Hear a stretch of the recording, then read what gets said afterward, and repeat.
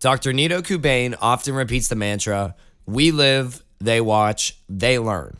It's a reminder to his leadership team and faculty that they are always on stage, living, teaching, and demonstrating their core values to the students by how they behave, not just by what they say.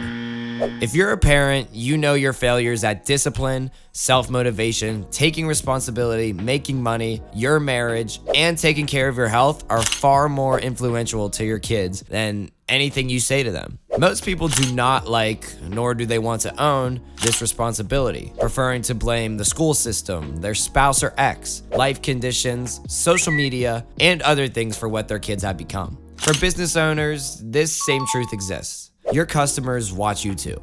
As a company that teaches marketing, we have a responsibility to create brilliant marketing and sales systems in our organization, not just teach how to from the stage. Most gurus out there teaching business, marketing, sales, and leadership are absolutely not walking their talk. They're flat out lying about their performance and results, telling you only half the story, the sunny side, and none of the downside, problems, challenges, costs, and failings.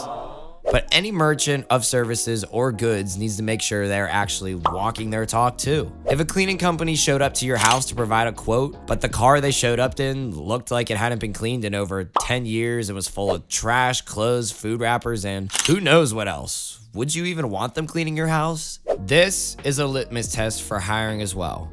Someone who applies for a job as the director of digital marketing via LinkedIn better have a damned good looking LinkedIn profile, complete with full and accurate information, great headshots, frequent quality posts, great copy, and lots of connections and reviews. Their resume better sell me on why I should hire them.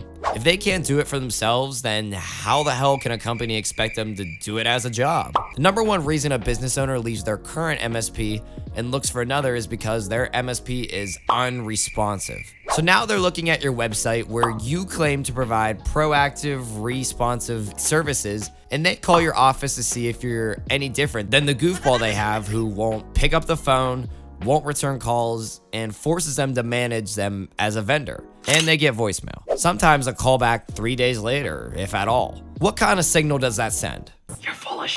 Get this. Your income and success are based on what you actually convey with your actions and behaviors, not just your words. People who fake it, marketing and representing one thing but then delivering something else entirely, are inevitably found out, exposed, and punished by the marketplace. As Irma Bombeck advised, never go to a doctor whose office plants have died.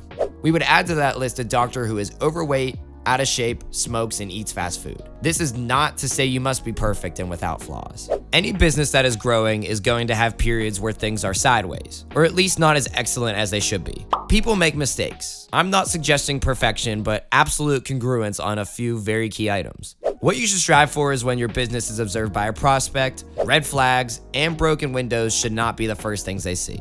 If you ask or expect a prospect to overlook glaring shortcomings where you are not walking your talk, you'll be asking a hell of a lot.